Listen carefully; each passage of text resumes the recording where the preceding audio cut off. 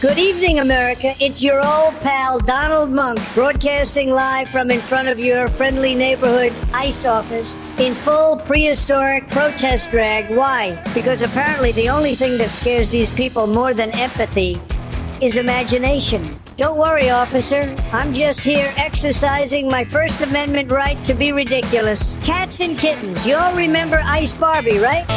All right, stop, intimidate, and listen. Barbie's back with a brand new mission. Can I use the restroom? No, you cannot. I cannot hold it in anymore. I just wanna,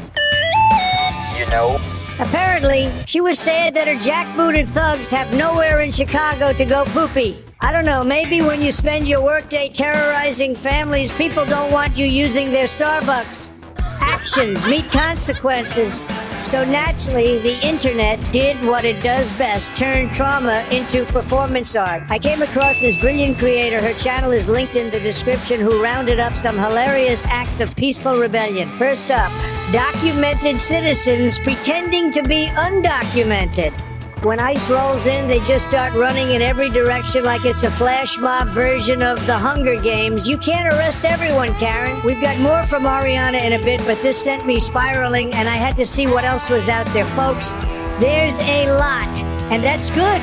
Trump and his buffoons are trying to sell everyone on this narrative that all these places are war zones so they can invoke the Insurrection Act, but it's going to be a pretty tall order given the hilarity that ensues. Oh yeah, look, it's like Little Fallujah, giving Randy my bodyguard flashbacks. I'm gonna play you a clip in a second, and I just want you to pay attention to the words this counter-protester is using.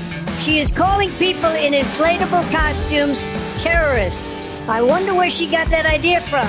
She's there looking like she's ready for a battle, calling people dressed like the starfish from SpongeBob terrorists. I bet she also thinks Antifa is a real, actual organization with an office and members and a mailing list. For one counter-protester says she is not falling for it. I think my guess is they're trying to do that for optics, to sort of make it look like, there's not actually rioting going on, when in reality, there's definitely rioting going on because, a terrorist is still a terrorist whether they have a costume on or not. What happened? You see that? This federal officer, sworn to protect and serve, just tried to kill that kid by deploying a chemical agent into the closed breathing system on his frog costume. When did that become acceptable behavior for law enforcement? And I went to go grab them and pick them up so they didn't also get detained or further hurt. And in that process, I got maced in the air vent. Sprinting up the heroism scale right into criminal behavior. You don't mace a guy in a costume through his vent and call it law enforcement. That's assault, not policing. That wasn't brave. It was dangerous and illegal. If you see this happen, film it, tag civil rights groups, and put pressure on the department. Laughter is resistance, but accountability is mandatory. And have you been living under a rock for the last few years? Maybe you don't know about Robbie Road Steamer? Well, you are in for a treat. Listen to this velvety voice. Robbie has been in the fight and dressing like a dinosaur for a while. Buckeyes! Get the hell out of town, I say, Buckeyes! Get the hell away from the crowd, I say, Buckeyes! There's no need to have ice here! Donald Trump went on the Epstein play!